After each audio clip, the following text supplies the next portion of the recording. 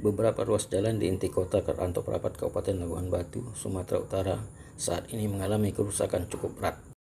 Apa penyebab terjadinya kerusakan jalan di inti kota Rantau Prapat ini? Benarkah Bupati Haji Erik Atradari Tonga bersama wakilnya Hajah Elia Rosa Siregar kurang peduli dengan kondisi jalan yang sudah kupak-kapik di inti kota Rantau Prapat ini? Berikut tanggapan anggota DPRD Labuhan Batu periode tahun 1999-2004 dari fraksi Partai Bulan Bintang, Haji Saripudin Tanjung alias Haji Ucok Tanjung. Kalau penyebab kerusakan jalan itu terakhir sekali karena jalan itu sudah lama tidak ada perawatan.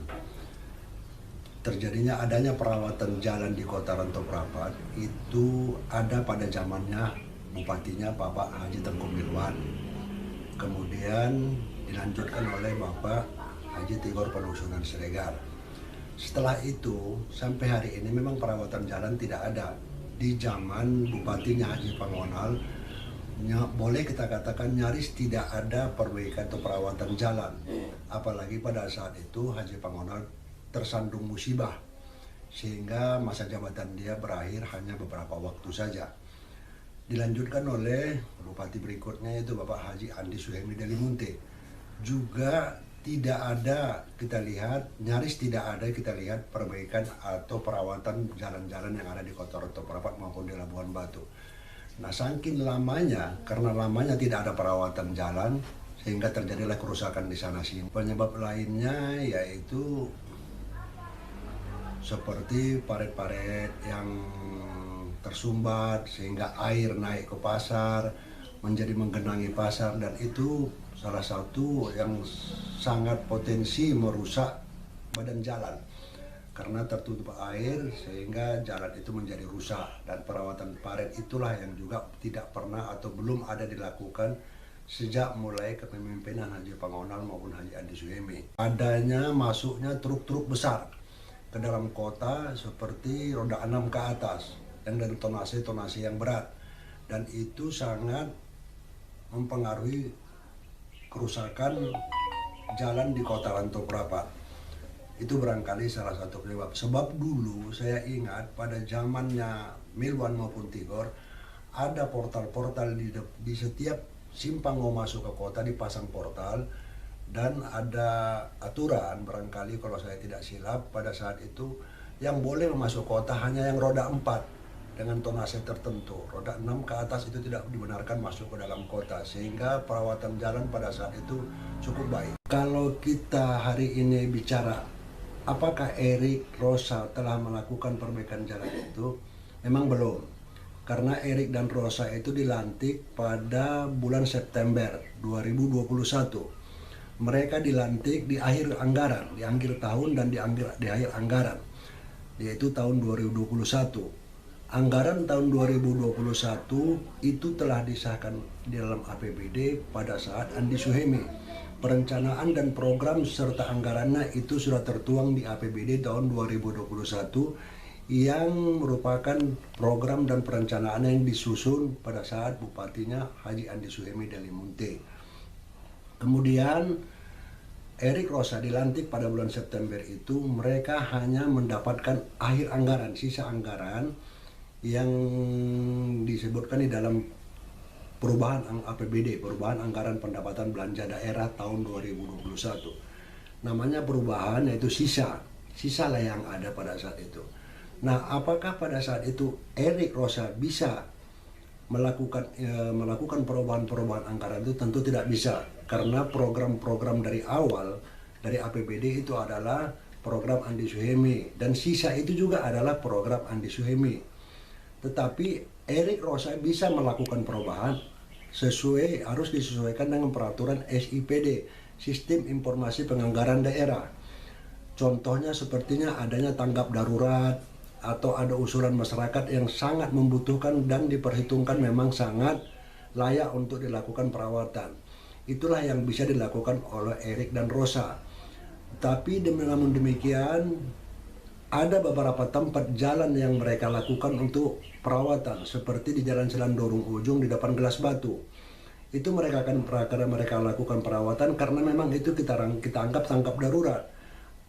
Akibat air yang terlalu besar sumbatnya parit dari sungai-sungai atau anak-anak sungai yang ada di situ membanjiri jalan, sehingga jalan itu memang sangat dibutuhkan perbaikan.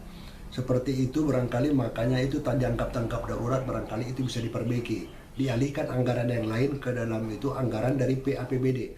Kemudian seperti jalan yang ke rumah sakit umum itu juga diperbaiki pada kemarin ini di akhir tahun kemarin ini.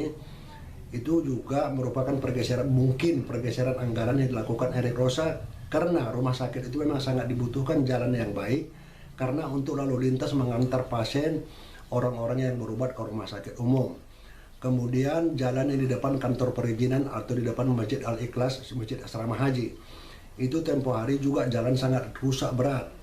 Nah, itu sangat perlu juga diperbaiki, karena itu lalu lintas orang yang ingin berurusan ke kantor Bupati Kabupaten Labuan Batu maupun ke kantor DPR.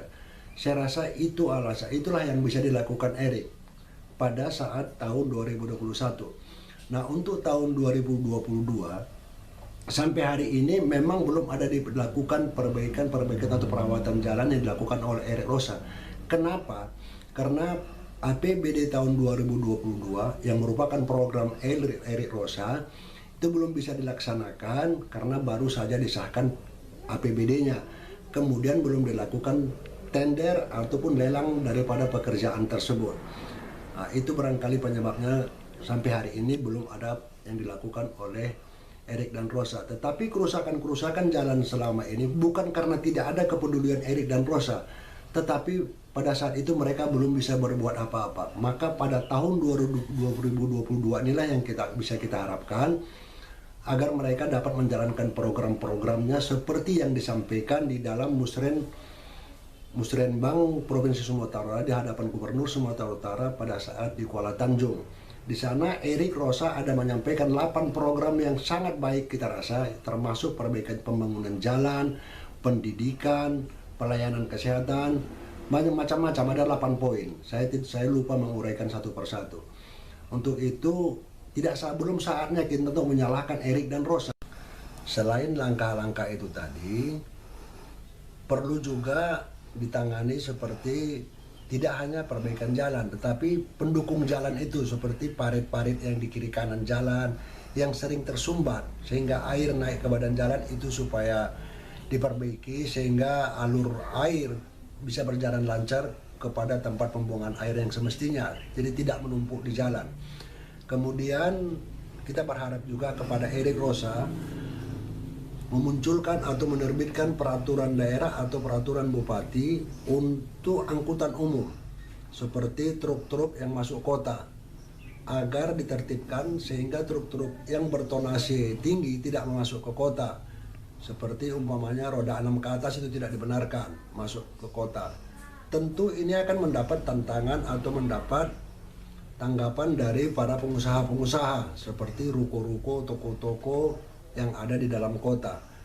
Karena mayoritas truk-truk ini adalah membawa bahan-bahan pokok atau bahan-bahan jualan mereka yang datang dari Medan atau dari luar daerah. Kalau kita lihat seperti di Pajak Lama, kalau pada pagi hari truk-truk di sana membongkar muatan. Juga seperti di Selandorong Ujung, juga mereka membongkar muatan sehingga menghambat menghambat arus lalu lintas. Selain itu tentu akan merusak jalan. Nah, barangkali perlu Erik Rosa mengeluarkan peraturan daerah atau peraturan bupati agar ruko-ruko yang membutuhkan truk masuk ke dalam tokonya, mengantar barang ke tokonya, mendirikan gudang atau menyewa gudang di seputaran Jalan Baru, sehingga tidak lagi mereka bus truk-truk besar ini masuk ke dalam kota.